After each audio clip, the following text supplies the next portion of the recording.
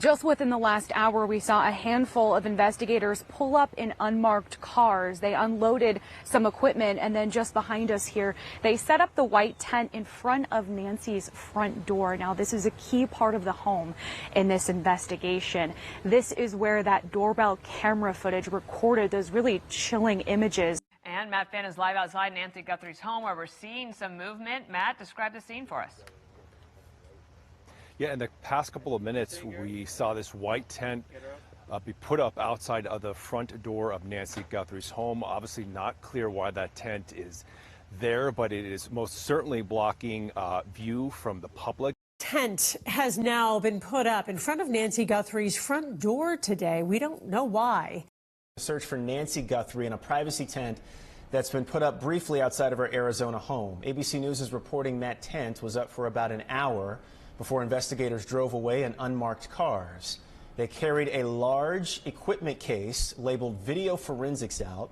This is right around the same location where a doorbell camera captured a masked suspect entering that home back on February 1st. I got nightmares in my head, I fear. Thoughts build up until I can't. My mind fills up into a creature, and it haunts me somewhere much deeper. I got nightmares in my head, I fear. Wow, after all but abandoning the crime scene and basically allowing unfettered access to the porch area by not only news reports but also a pizza delivery dude, can you believe that?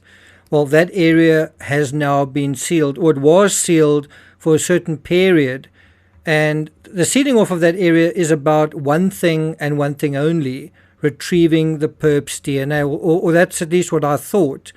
I'm not saying that that isn't the case, but it seems as though what they've actually tried to do is scan and record that particular area using digital equipment. Now, it's unclear what they can derive from that technique, but certainly one possibility is determining the exact height and dimensions of the perpetrator.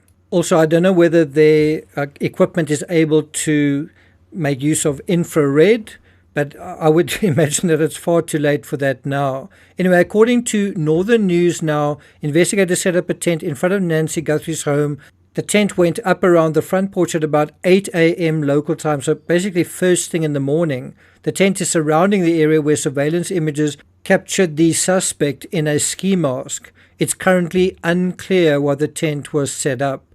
Well, as I say, I think it is clear. Usually when you see a tent set up in situations like this, it is in order to preserve a crime scene. Do you remember we actually saw the same thing in the Gabby Petito case? There was a helicopter flying over the area, and we actually saw that there was a riverbed setting at the base of the Grand Tetons where poor Gabby's remains were ultimately discovered. Now, it's a bit late to be doing this, of course, but better late than never. Had the cops been a little bit more careful, they may have sprayed the porch area. They could have put the tent there right in the beginning. I mean, we knew that there was blood evidence there. We knew that the perpetrator had gone to that area and removed the camera. So that's really something they should have done on day one, not where we now is at day 13. And, try to find the tracks of the perpetrator, which they could have used to identify his footwear, the size and the make, even potentially without CCTV. We human beings are very good at looking at a crime scene with our eyes, with what we see, but we are exceedingly bad at all the other subtle ways a crime and a crime scene can be intuited. There have also been other developments of late. According to people, authorities in the area have reached out to the Ring doorbell camera users located near Nancy's Catalina Foothills home for footage from specific dates, including one 20 days prior to Nancy's abduction. And if you look at the hashtag Nancy Guthrie kidnapping on X, people are already uploading and discussing some of this footage that has already come to light of individuals. One of them goes up to a vehicle to, see if it's locked or not. There's another individual, older guy, who is walking up to a boundary fence with a backpack. Seems like he's got two backpacks. Some people are convinced that this is the perpetrator. Guys, please don't give up your day jobs. But it really is astonishing that it's taken the authorities this long to do the obvious. Now, back to people. Investigators have requested footage from January 11 between 9 p.m. and midnight local time, as well as footage from January 31st between 9:30 and 11 a.m., the morning before Nancy's abduction. Neighbor Laura Gargano confirmed to people that a request for those dates was sent via the Ring Doorbell app. That's actually pretty incredible. So you're actually having a community arising in terms of the shared concern. Anyway, in their request, police noted that a suspicious vehicle had been spotted in the vicinity. Now, again, it's exceedingly late to be waking up to the efficacy of home security cameras, as if the discovery of the Nest footage has suddenly reminded the cops that this is a thing. Anyway, back to people. Additionally, sources close to the investigation told NBC affiliate KVOA that a pair of black gloves is being submitted for DNA analysis. That's not really a surprise, after they were discovered in the Catalina Foothills area around Nancy's home.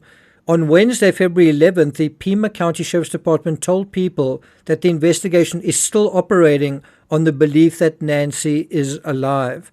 Now, I got to say, I don't know about that. It's hard to say if that is likely or even reasonable. If she is alive, the abductor seems to have lost his nerve in terms of even asking for a ransom.